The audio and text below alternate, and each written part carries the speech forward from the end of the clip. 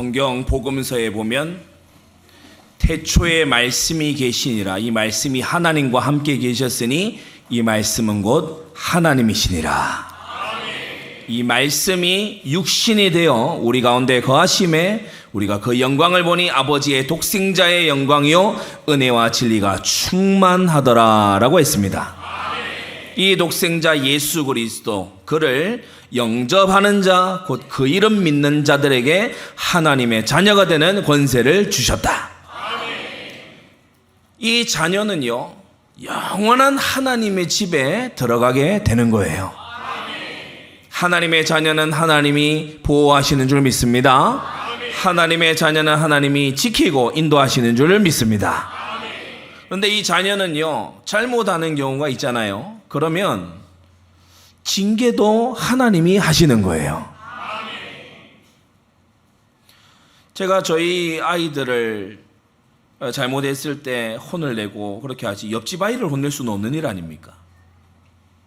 물론 길 지나가다가 최근에도 서울에서 외국인 부부가 있는데 아이가 막 길거리에 들어 누워서 발차기를 하고 있더라고요. 떼를 쓰고 있는 거지요.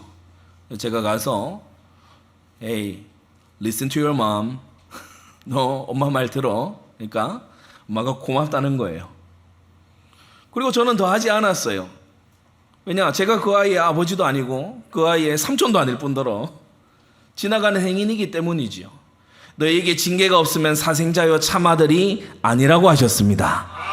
하나님의 자녀는 하나님께 보호도 받고 하나님께 관리도 받고 죄를 지으면 징계도 받지만 징계는 당시에 보기에는 슬퍼 보일지라도 이로 인하여서 죄를 버리게 되고 하나님께 더 나아가게 될 줄로 압니다. 오늘 바르실레의 충성인데요. 다윗이 징계 중에 만난 사람들이에요. 다윗이 우리아의 아내 밧세바를 범했어요. 이 일을 은폐하기 위해서 충성된 장수 우리아를 또 죽였죠. 이 죄를 하나님이 괘씸히 여기셔서 하나님의 백성인 다윗을 하나님이 징계하셨어요. 구원받은 다음에 아무것도 문제없다, 긍정적으로 생각하면 된다, 뭐든지 하나님은 다 네가 하는 일을 응원하시게 돼 있다, 틀린 말입니다. 하나님은 우리가 죄 버리기를 원하시고 하나님의 뜻을 따라 순종하기를 원하시는 것입니다. 우리는 성경을 통해 하나님을 알고 나를 알고 세상을 알아야 됩니다. 다윗이 징계 중에 몇 사람을 만났는데 첫째, 시므이라는 사람을 만났어요.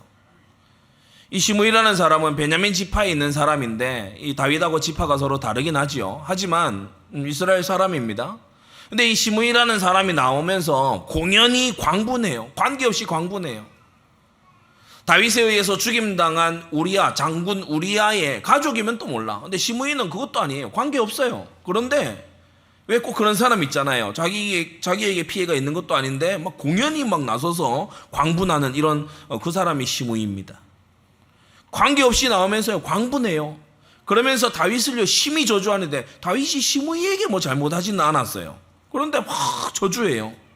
그러면서 다윗이 당하는 일을요 멋대로 해석하는 거예요. 네가 사울에게 악행을 해가지고 지금 그 벌을 받는 거다. 틀렸습니다. 다윗은 이전 왕이었던 사울을 최대한 예우하려고 했고 그를 죽일 수 있는, 사울이 다윗을 죽이려고 했을 때도 다윗은 사울을 선대하고 사울을 살려주고, 사울이요 길보아 전투에서 전사했을 때 슬피 울고 그를 위해 애도하고, 그의 남은 아들을 죽여가지고 여기 보십시오, 이전 왕조의 그 남은 잔당입니다, 머리를 가져왔을 때 다윗이요 심히 슬퍼하면서 그걸 가져온 사람을 도리어 처형하고 그렇게 했던 다윗이거든요. 근데 이 시므이가 멋대로 해석을 하고 막 광분하고 저주하고 막 이렇게 했던 거죠. 그런데 다윗이 예루살렘으로 돌아오게 되니까, 반란을 진압하고 이제 돌아오게 되니까 돌변해가지고 갑자기 아첨합니다. 조금 전까지 막 저주했는데 돌변해서 막 아첨하고, 그리고 잊으십시오, 그리고 막 마음에 두지 마십시오 이러면서 시므이가 막 이렇게 나오는 거예요. 베냐민 사람 1,000명을 동원해가지고 이제 이 다윗에게 나와서 내가 이만큼 사람 데려왔습니다 라고 하는데, 조금 지나면 그 1,000명 사람들 다 세바의 반란에 가서 들러붙는 사람들이에요. 이 정도로 시므이는 기회주의자고 돌변하는 사람이고 막 불리해 보이 약해 보이면 짓밟으려고 그러고 강해 보이면 그 앞에서 굽실대는 세상에 그런 형태로 살아가는 사람들이 많이 있죠. 그러한 모습입니다. 두 번째, 이 시바라는 사람은 사심을 가득히 가지고 가짜로 충성하는 사람이에요. 시므이는 막 뒤가 없는 사람처럼 막 이렇게 하는 사람이라면 이 시바는 사심 가득히 가짜 충성을 해요. 다윗이 반란군의 압살롬의 반란으로 인해서 막 쫓겨갈 때 와가지고 막 먹을 것 주고요. 그리고 입을 것 주고 막 하면서 챙겨줍니다. 그러면서 도와주는데 목적이 있죠. 이유 없이 도와주는 사람 조심해라 그러잖아요. 이 시바가 그런 사람입니다. 자기 주인인 이 무비보셋을 막 모함해요. 무비보셋이 집에 가만히 앉아서 절뚝발이 무비보셋 집에 가만히 앉아서 사울의 손자인데 오늘날 이스라엘이 나라를 내게로 돌릴 것이다 이런 얘기를 하고 있습니다. 세상에 이러면서 반란 막 역적으로 모함을 하죠. 거짓과 모함으로 이 무비보셋의 재산을 왕의 승인을 받아가면서 도둑질하는 걸 볼 수 있어요. 이 시바가 또 다윗이 기환한다는 소식을 듣고 막 반겨하면서 아들들과 종들을 데리고 막 앞으로 왜 그렇죠? 뻔뻔하게 나와서 이제 자기의 소유를 확실시하고 종들과 아들들 앞에서 자기가 으쓱하기 위해서 이제 찾아오는데 결국 무비보셋이 나타나서 들통나고 말지요. 잠언 21장 6절에 속이는 말로 재물을 모으는 것은 죽음을 구하는 것이라고 했습니다. 우리는 하나님의 백성답게 벌고 하나님의 백성답게 써야 될 줄로 믿습니다. 이랬든 저랬든 돈이야 벌면 장땡 아니냐, 여러분 그런 사고방식을 우리는 배격해야 됩니다. 우리는 속여서 재물을 구하지 말아야 돼요. 피해를 주면서 속여가면서 하나님이 속이는 저울 싫어하신다고 했어요. 근데 세 번째, 무비보셋을 또 다시 만나죠. 이 무비보셋은 그의 아버지 요나단이요 다윗하고 절친한 친구예요. 그러니까 친구의 아들이에요. 이 요나단과 다윗은 일찍이 언약을 맺었어요. 서로의 가문을 보호해 주기로 언약을 맺었어요. 그래서 이 언약 약속대로 다윗이 이 맹세대로 무비보셋을 찾아내서 그가 잃어버렸던 걸 회복을 시켜주지요. 간사한 종 시바가 막 월권하고 막 착복하고 있었거든요. 근데 그걸 원위치 시켜서 너 원래 종 아니냐, 무비보셋 잘 섬겨라. 그러면서 이 무비보셋이 왕의 식탁에 와서 늘 먹도록 그렇게 특권까지 줍니다. 큰 은혜를 무비보셋에게 베풀어줬고 이 무비보셋은 다윗으로부터 말할 수 없는 큰 은혜를 입었어요. 그러나 이 무비보셋은 신체적으로 장애가 있습니다. 장애가 있는데도 너무 소극적으로 충성을 해요. 다윗이 어려울 때는 등장조차 하지 않아요. 다윗이 왕으로 기한한다 하니까 그 내려오는 거 보세요. 내려올 수 있네. 내려올 수 있네. 그런데 다윗이 막 기한할 때는 이렇게 나타나는데 그 이전에는요 소극적이에요. 그럼 반란하려고 그랬냐? 그건 아니에요. 그건 아니지만 소극적이에요. 다윗이 기한할 걸 알고 있어요. 다윗과의 의리를 지켜요. 하지만 너무 충성에 있어 소극적이에요. 잠언 24장 10절에 네가 만일 환난 날에 낙담한다면 네 힘의 미약함을 보임이니라 라고 했습니다. 여러분 환난 날에 우리는 믿음으로 전진해야 됩니다. 믿음이 있다면 행함으로 전진해야 될 줄 믿습니다. 오늘 우리 교회에 나온 분들도요 아마 초대하신 분이 있을 거예요. 제가 알거든요. 여러분을 여기 초대하신 분이요 기도 많이 했습니다. 기도 많이 하고요. 이게 교회에 같이 가자 이 말이 쉬운 말이 아니거든요. 그래서 이 기도 많이 하고 여러분을 초청했어요. 여러분에게 가장 소중한 거 주려고 용기를 낸 거예요. 여러분 이렇게 충성에 있어서 뒤로 소극적인 무비보셋이 있었다면 오늘 충성에 있어서 남다르게 뛰어났던 이 바르실레라는 사람이 있습니다. 오늘 처음 오신 분들은 뭘 바르냐 이렇게 생각하실 수 있는데 그게 아니고 사람 이름입니다. 바르실레.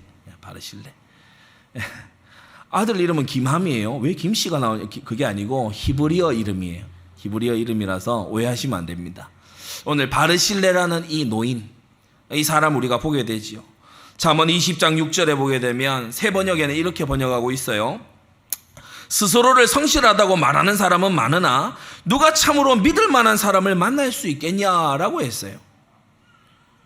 이 바르실레는요 가장 어려울 때 누가요? 다윗이 기름 부은 왕 다윗이 가장 어려울 때 그러니까 아들이 자기를 향해 반역을 하니까 얼마나 마음이 어렵습니까? 그 앞서 다른 아들들도 이미 죽었습니다. 얼마나 힘들 때입니까? 그리고 모두 떠났을 때, 그렇게 아들이 반역하더라도 백성들이 왕을 중심으로 똘똘 뭉쳐 있으면 상당히 이 위안이 되고 격려가 될 텐데, 모두 떠났을 때, 그리고 인생의 황혼의 때에 바르실레는 많은 재물로 충성했어요.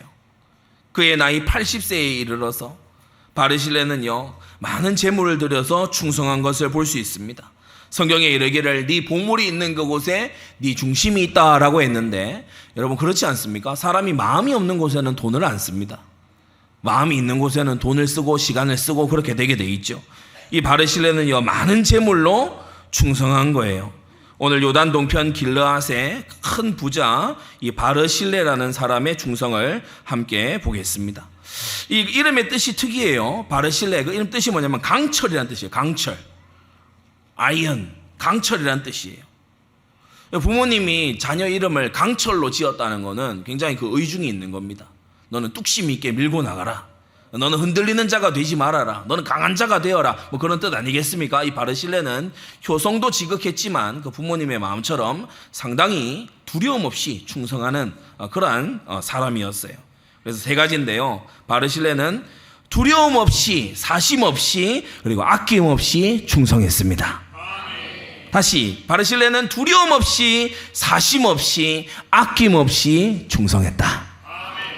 우리도 그리스도의 은혜를 입고 그의 보혈의 공로로 구원받은 우리도 이런 충성자가 되어야 될 줄 믿습니다. 첫째, 두려움 없이 충성했어요. 참 두려운 시절이었습니다. 대세와 여론과 민심이요, 이 바르실레의 충성을요 막 어렵게 만드는 시절이에요.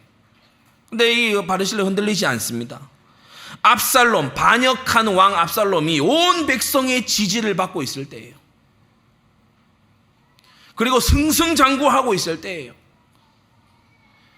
그 이스라엘 남쪽 지역에서 헤브론이라는 곳에서 반역을 시작했는데 예루살렘으로 진격을 하는데 다윗이 맞서 싸우지 않고 성을 비우고 퇴각해서 도망을 쳐버렸어요. 그러니까 무혈입성, 그러니까 수도를 단숨에 점령을 한 거예요. 그러니까 얼마나 승승장구합니까? 그리고요, 책사들이 몰려오고 장군들이 몰려오고 전 이스라엘이요 지지와 호응을 막 보내는 거예요. 이러한 때에 압살롬 반대편에 선다는 것은요, 자칫 가문이 몰락할 수도 있는 위험입니다. 이 당시의 정세를 한번 쭉 보면 가문이 몰락할 수도 있는 그런 선택을 지금 바르실레가 이 사람이 하고 있는 거예요. 두려울 만한 일이죠. 압살롬이 두 눈 시퍼렇게 살아있고 그의 휘하 장수들이요, 전 이스라엘의 군사들을 동원하면 100만의 군대를 동원할 수 있는 그러한 지금 상황입니다. 다윗도 나중에 이것을 회고하면서 열왕기상 2장 7절에 내가 네 형 압살롬의 낯을 피하여 도망할 때에 저희가 내게 나아왔었다. 내가 도망칠 때, 솔로몬아, 내가 네 형 압살롬의 난을 피해서 도망칠 때, 그때 화급히 도망치고 너무나 어려울 때, 그때 바르실레와 그 사람들이 내게 나아왔었다. 그렇게 회고하고 있는 거예요. 상황이 쉽지 않았어요. 두려울 수 있고 숨을 수 있는 그러한 때였어요. 근데 바르실레는요, 역시나 멋진 남자예요. 두려움 없이 책임을 다하는 거 있죠. 두려워하지 않고 책임을 다했어요. 옳은 일에 나설 줄 알았어요. 하나님의 뜻에 헌신할 줄 알았던 것입니다. 늙은 바르실레는 이미 알고 있었습니다. 다윗은 3번이나 기름 부음 받은 왕이에요. 처음은 선지자 사무엘에게 기름 부음 받았어요. 왕으로 예선되는 거죠. 준비되는 거죠. 그리고 사무엘하 2장에는 헤브론에서 온 유다의 왕으로 기름 부음 받았어요. 역시나 하나님의 부르심의 이 표현입니다.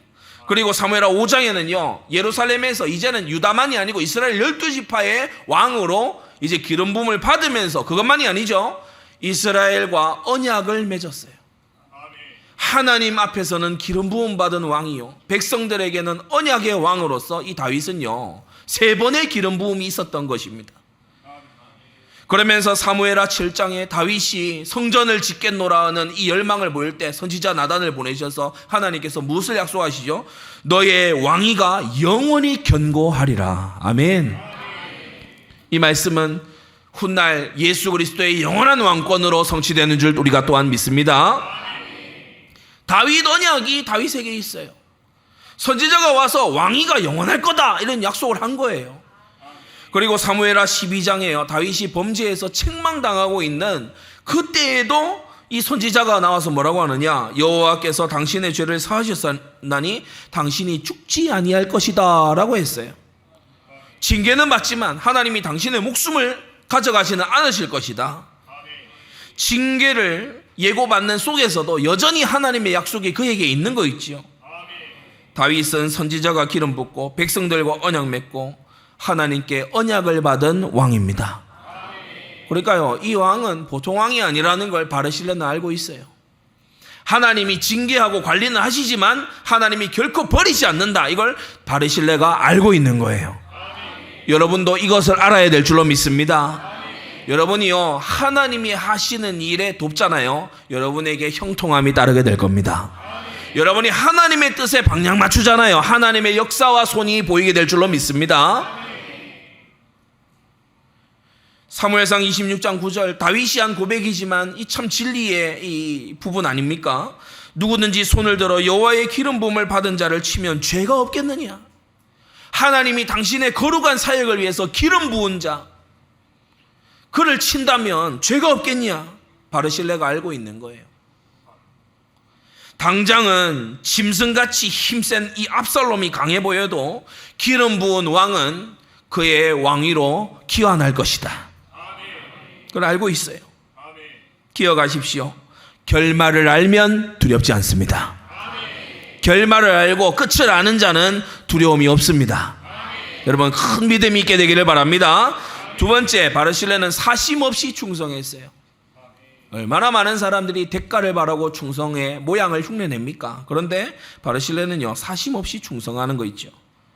대가를 보상을 바라지 않았어요. 이것은 사울의 종 시바, 우리 서론에서 봤던 그 시바라는 사람과 굉장히 대조적입니다. 사울의 종 시바는요, 도둑질하는 게 목적이에요. 빼먹는 게 이 목적이라고. 그걸 위해서 충성을 가장합니다. 충성하는 척 속여요. 그리고 뻔뻔하게 보상을 막 노려요. 이게 시바거든요. 근데 바르실레는 그렇지 않아요.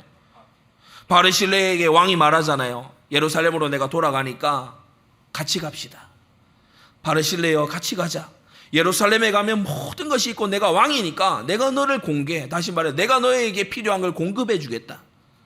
이때 바르실레가 뭐라고 얘기하지요? 내 생명의 날이 얼마나 있다고 거길 가겠습니까? 어찌하여 내가 왕에게 누를 끼치겠습니까? 왕을 모시고 요단을 건너려는 것뿐인데, 요단강, 그 가나안 땅의 서쪽과 동쪽을 딱 이렇게 가르는 이 요단을 건네드리려는 배웅하는 것뿐인데, 제가 한 거는 그냥 배웅하는 것뿐인데, 아니요, 그 전에도 많이 했죠. 많이 했는데 바르실레는 자기를 낮춰요. 아니, 제가 배웅하러 온 것뿐인데 어찌하여 이 같은 상으로 내게 갚으려 하십니까? 이건 너무 과한 상입니다. 과분합니다. 바르실레가 이렇게 하는 거 있죠. 충성하고 희생하고 도울 때는요, 있는 힘껏 하고 최고로 하더니 영광과 칭찬과 보상을 막 주려고 하니까 이 안에 겸손하고 사양하고 막 이렇게 하는 이 모습을 보게 되는 거예요. 여러분, 우리는 이런 멋진 사람이 되어야 됩니다. 너무 품격 있는 충성자 아닙니까? 충성 조금 해놓고요, 저 그거 했거든요. 제가 그거 했어요. 10년을 우려먹고 이러면 큰일 납니다. 그거에 좀 멋없어요. 그러지 말고 여러분 바르실레처럼 사심 없이 보상 바라지 않고 충성하는 깨끗한 충성자 되시기를 바랍니다. 우리 주님께서는요, 이 부분을 너무 중요하게 보셔요. 마태복음 25장에 가서 보면 오른편에 선자들, 왼편에 선자들 나오거든요. 이 오른편에 선 양들, 왼편에 선 염소들 나오는데, 오른편 선자들은 천국 들어가고 왼편 들어간 선자들은 지옥에 간단 말이에요. 근데 이들의 특징이 뭐냐? 마태복음 25장 이들의 특징이 딱 하나로 요약이 되는데 오늘 이 바르실레의 모습과 굉장히 관련되어 있습니다. 왼편의 선자들 하는 말 다르고 오른편의 선자들 하는 말 다른데 오른편의 선자들은 뭐라고 하느냐? 주여 우리가 어느 때에 주의 줄이신 것을 보고 공개하였으며 목마르신 것을 보고 마시게 하였나이까? 우리는 한 거 없습니다. 우리는 한 거 없고 우리는 뭐 하나님 앞에 많이 한 거 없습니다. 그런데 진짜 안 했냐? 진짜 했거든요. 했는데 나 한 거 없다는 거예요. 한 거 없다. 근데 왼편에선 염소, 이 지옥에 들어가는 이 자들은 마태복음 25장에 보니까 뭐라고 얘기를 하냐? 우리가 어느 때에 안 했습니까? 우리 했습니다. 우리 이것도 하고 저것도 하고 공양도 하고 공개도 하고 우리가 다 했는데 왜 이러십니까? 이런 자들은 이제 형벌로 들어가게 된다. 왜 그렇죠? 오른편에 있는 자들은 은혜를 아는 자들이고 왼편에 있는 자들은 은혜를 도무지 모르는 자들이니까. 하나님의 은혜가 머문 자들은 바르실레처럼 되고 양들처럼 될 줄 압니다. 이 바르실레는요, 사심없이 충성했는데 두 번째, 자기 자리를 지키면서 순종했어요. 충성했어요. 역사상 신하의 자리 욕심이 국가 대사를 그르치는 경우가 매우 많았습니다. 우리가 어떤 정권이 무너지거나 할 때 보면 그 통치자가 잘못해서 무너진 경우도 있지만 핵심적인 관리와 신하가 아주 이상하게 해서 그 국가 대사를 허물어뜨리는 경우가 많이 있죠. 뭐 역사적으로 보자면은 뭐 러시아 제국을 무너뜨려서 공산혁명 그 직전에, 그죠? 러시아 제국을 무너뜨렸던 그 니콜라이 황제의 신하였던 라스푸틴, 아주 악명 높은 이 라스푸틴이라는 사람이 있잖아요.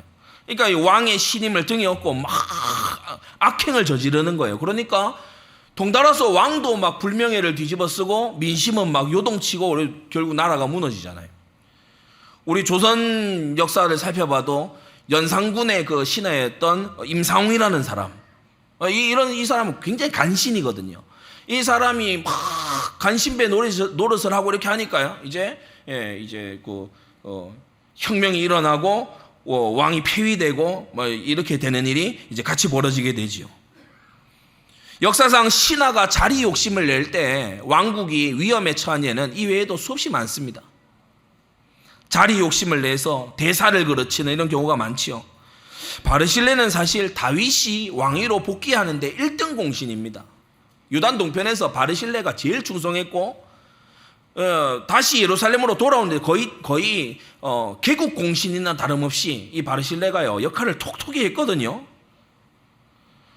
이 바르실레가 예루살렘으로 다윗과 함께 딱 들어가면요 강력해집니다. 부자죠. 왕의 신임을 덧입었죠. 왕이 제일 어려울 때 도왔죠. 이러니까 바르실레가 막강해질 수 있어요. 그런데 바르실레가 이것을 절제합니다. 절제해요. 노욕을 부리지 않아요. 노욕을 부리고 막 나이 80에도 막 여전히 난 할 수 있다 이래가지고 막 내가 아니면 누가 왕을 돕겠냐 그러면서 막 뛰쳐 그렇게 하지 않았어요. 바르실레는 절제할 줄 아는 거예요. 유다서 1장 6절에 보면 자기 지위를 지키지 아니하고 자기 처소를 떠난 천사들, 마귀를 말하는 거지요. 영원한 결박으로 흑암에 가두셨다고 했어요. 여러분 하나님이 주신 지위를 잘 지키시기를 바랍니다. 요즘 우리 저와 같은 세대입니다. 같은 세대니까 저 막 얘기할 수 있어요. 저와 같은 세대의 우리 청년들, 젊은 세대들요. 자기 스펙이 딱 중심이야. 그래서 직장을 계속 갈아치워요. 그거 올바르지 않습니다. 그거요 올바른 행동 아니에요. 철저히 자기 중심인 거예요. 자기가 좀 희생되고 자기의 그런 어떤 스펙의 길에 약간 격가지가 쳐진다 그러면요 안 해. 저는 이러려고 회사 온 게 아닙니다 이러면서 안 해요. 그러니까요 이 인사 채용하는 분들이 난감해하는 거예요. 우리 때는 이러지 않은데 요새는 뭐 정말 이상하다. 여러분 자기 지위를 지키시기를 바랍니다. 자기의 지위와 자리를 잘 지켜내는 거, 어려움이 있어도 이겨나갈 줄 아는 거, 여러분 그것이요 매우 중요한 거죠. 좋은 자리 보인다고 요리펄짝 저리펄짝 다니는 거요 정말 지혜 없는 짓이거든요. 바르실레는 그렇게 하지 않았어요. 로마서 12장 3절에도 성도들을 향하여서 마땅히 생각할 그 이상의 생각을 품지 말라고 말씀하는 것입니다. 믿음의 분량대로 지혜롭게 생각해라. 여러분 직분에 합당한 생각을 하시기를 바랍니다. 여러분의 직임에 합당한 생각을 하시기 바랍니다. 은혜 안에서 생각하고 하나님의 말씀 아래서 생각하시기를 바랍니다. 때때로요, 소명도 없는데 파송받지도 않았는데요, 자질도 없으면서 막 나도 신학교 가겠다 해서 신학교 가는 이런 사람들이 한국 교회 안에 많아요. 이거 해도 안 되고 저거 해도 안 되고 다 해봐도 안 되니까 나 신학교나 가야지. 그래가지고 신학교 가는 통에 교회가요 굉장히 어려워집니다. 교회들이 자격 미달의 목사들이 양산되기 때문에 교회가요 비방을 받아요. 우리 그렇게 하지 말아야 될 줄로 압니다. 찰스 스펄전 목사님이 쓴 목회자 후보생들에게 To My Students라는 그 책이 있거든요. 그 책 제1권에 보면 그렇게 나와요. 할 수 있거든 가능한 한 목회직에 들어서지 말라고 충고해라, 이렇게 나와요. 무슨 말이에요? 이게 어려웠기 때문이 아니라 반드시 부르심이 있어야만 되기 때문에 그렇게 말하는 거예요.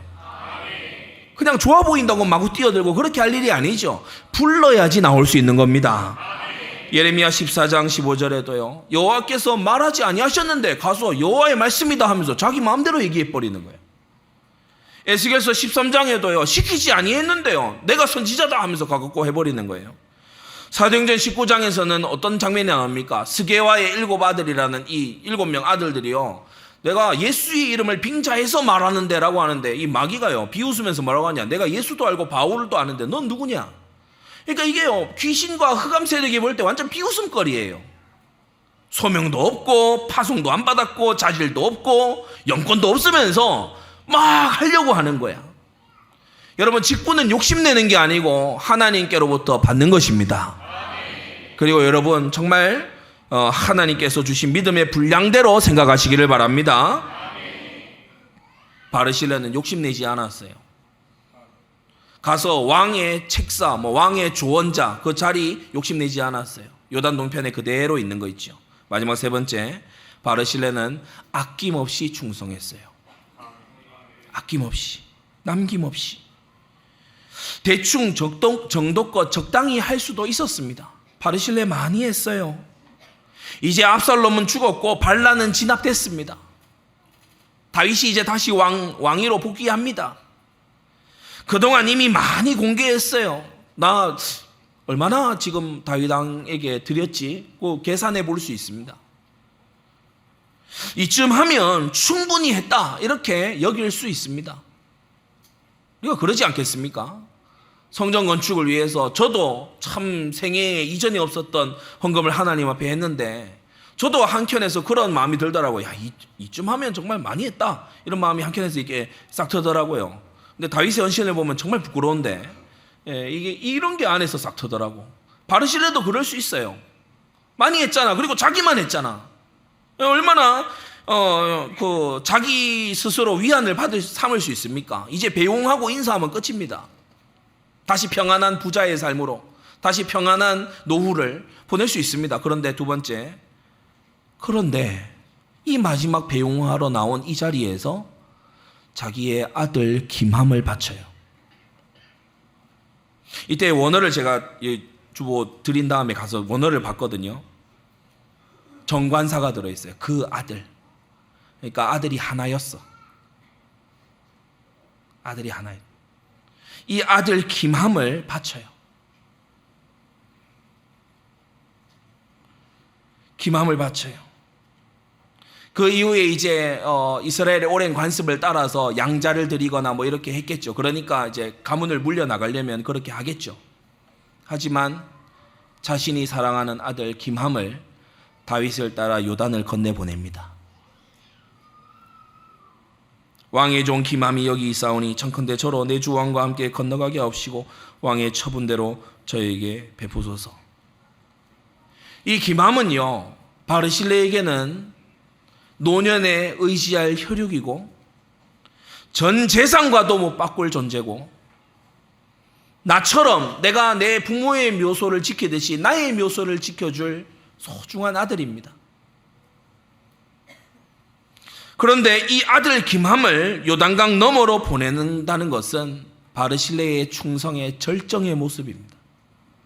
그 옛날 아브라함이 아들을 바쳤던 그 믿음을 생각나게 하는 거 있죠. 우리 중에는 자녀를 세상에 방치하고 네 인생이니까 네가 알아서 살아라, 너는 뭐 순종하든지 말든지 이렇게 내팽겨두는 경우가 혹간 있는데, 정말 믿는 부모가 맞긴 한 겁니까?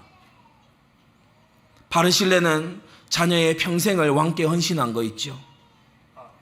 우리 주님께서 마태복음 10장에 말씀하시길, 아비나 어미를 나보다 더 사랑하는 자는 내게 합당치 아니하고 아들이나 딸을 나보다 더 사랑하는 자도 내게 합당치 않다라고 하셨어요. 제가 아들이 있고 딸이 있잖아요. 제가 늦게까지 만나고 사역하고 또 준비하고 하다가 집에 들어가면 아내가 나와서 반기고 아들은 뛰어나오고 딸은 기어나오거든요. 정말 하나님 은혜다, 너무 감사하다. 요즘 제 딸이 삐삐머리를 이렇게 하는데 녹아요, 녹아. 아내가 따뜻하게 맞이해 주지, 아들은 뛰어나서 아빠 하면서 뛰어나오지, 딸은 기어나와서 어 하지 하니까 얼마나 감사한지, 얼마나 참 하나님의 은혜가 큰지 저는 이제 다 얘기할 수 있어요. 딸 있는 분들은 저도 딸이 있다고, 아들 있는 분들은 저도 아들이 있다고 얘기할 수 있어요. 그런데 아들이나 딸을 예수님보다 더 사랑하면 제자의 길은 갈 수가 없습니다. 주님이 원하시는 대로 드릴 수 있어야 돼요. 아낌없이 충성하는 그 본을 성경은 우리에게 알려주고 있고, 이것이 저와 여러분들이 걸어가야 될 길이라고 성경은 제시하고 있는 것입니다. 결론입니다. 영원히 기억되는 바르실레의 충성이에요. 열왕기상 2장 7절 다윗 왕이 말하지요. 마땅히 길르앗 바실레의 아들들에게 은총을 베풀어 이 김함과 그 이후에 들어온 양자들 아들들에게 은총을 베풀어 저희로 네 상에서 먹는 자 중에 참여하게 해라. 그래서 무비보셋에게 베풀었던 그 은혜를 이 바르실레에게 이렇게 베풀라고 하는 걸 볼 수 있어요. 그 후손들에게. 우리가 오랜 뒤죠. 약 400년 후입니다. 에스라서 2장 61절 또 느헤미야서 3장 이곳에 보면 이제 바벨론의 포로로 끌려갔다가 다시 귀환을 하거든요. 이제 다윗이 살았던 시대보다 400년이나 흘렀습니다. 그때에 포로로 잡혀갔다가 다시 돌아오는 그 돌아온 사람들이 이제 족보를 꺼내가지고 정말 그 유다의 그 사람들이 맞냐라는 신원 확인을 하는 시간이 있었어요. 족보를 꺼내서 신원 확인을 하고 학렬을 이제 조사를 하고 그런 시간이 있었어요. 인구를 다시 조사하기 위해서 하는 시간이 있었어요. 그때에 에스라 2장 61절에 이 말씀이 나오죠. 제사장 중에는 하바야 자손과 학고스 자손과 바르실레 자손이니, 바르실레는 길르앗 사람이고 이 사람은 레위 지파도 아니고 제사장이 아닌데요.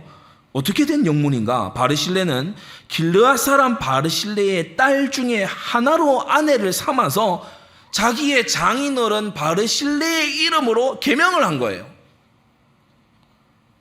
그래서 제사장 계보에 이 바르실레라는 이름이 흘러가게 된 거예요. 왜 이름을 바꿨을까요?